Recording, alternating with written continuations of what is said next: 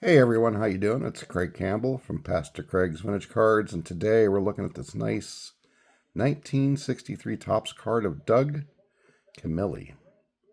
Doug Camilli with the LA Dodgers. He was a catcher, and this card's in pretty decent shape. The bottom on these 63s are so prone to chipping along the various colors. This one being red, of course, and you can see there's a small fisheye there, which is really common, but overall this card is in really nice shape. Nice 1963 card, and every time I show a 63, I always make a comment on how much I do like the backs on these cards.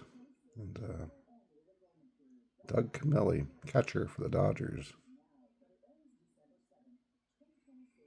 And if that name Doug Camilli is familiar at all, maybe some of you rookie collectors would recognize his name on another rookie card, his rookie card, Doug's rookie card. He shares that with one Bob Uecker in the 1962 Topps set. They showed four players, so Doug Camilli is on the same card as Bob Uecker for the rookie card. And then Doug did have cards between 1963 and 1967. And his last card there, 1967, happens to be a high number 551. So anybody who builds a 67 set, that name may ring a bell because it is a high number card, one of the toughest series to complete, those high number 67s. Very tough. But yeah, Doug, he was the son of Dolph Camilli. Now, Dolph was a two-time All-Star, and he was the National League MVP in 1941. Dolph played from 33 to 45, and Dolph Camilli, his rookie card is a 1934 Gaudi, and his last card is a 1941 Play Ball.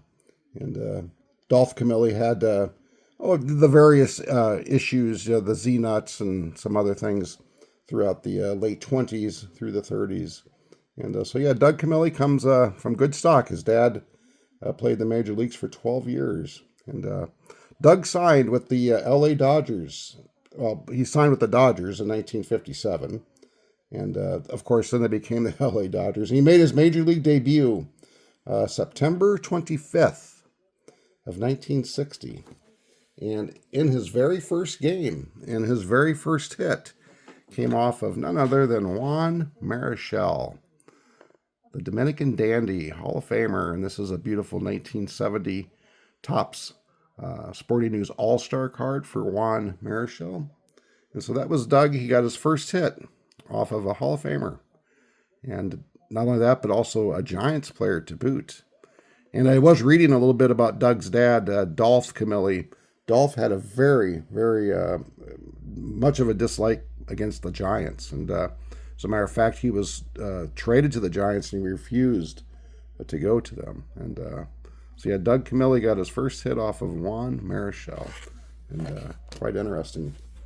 And 1962 was his first full season in the majors. He appeared in 45 games. And the other thing about Doug is that he caught a no-hitter of none other than Sandy Koufax. So Doug caught Sandy Koufax's third no-hitter, June 4th of 1964. And he was on the World Series winning team in 1963, Doug was, but he did not appear in any of the World Series games. And his career ended really September of 67, and he became a bullpen coach for the Senators.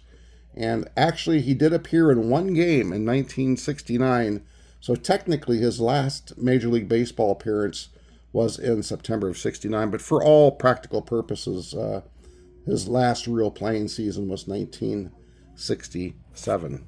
Now, Doug, he appeared in 313 games in the major leagues, 153 hits with 18 home runs, and he stayed in baseball as a bullpen coach for the Boston Red Sox, and from 1970 to 73, and then he was an instructor with the Red Sox until 1992. Now, Doug was born, I believe, 1936. Yes, September 22nd of 1936, and he is still living. So Doug is 89 years old, and still living. And so that's just a good long life. His dad, Dolph, also lived to be, I believe, 90. So, again, it's just nice to see somebody from this era playing baseball that is still alive. And so that's the story of Doug Camilli. That's the story behind the cardboard. And did not play in the major leagues for an extremely long time, but you know what? He got to catch a no-hitter from Sandy Koufax.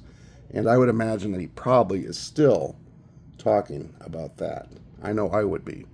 And so that's the story on Doug Camilli, guys. I hope you enjoyed this. If you did, leave a comment. Let me know what you think. I sure do enjoy going through these old cards of mine that I've purchased a long, long time ago. And to find the story behind the cardboard for a guy like Doug. All right, guys. Take care. Enjoy the hobby. We'll talk later.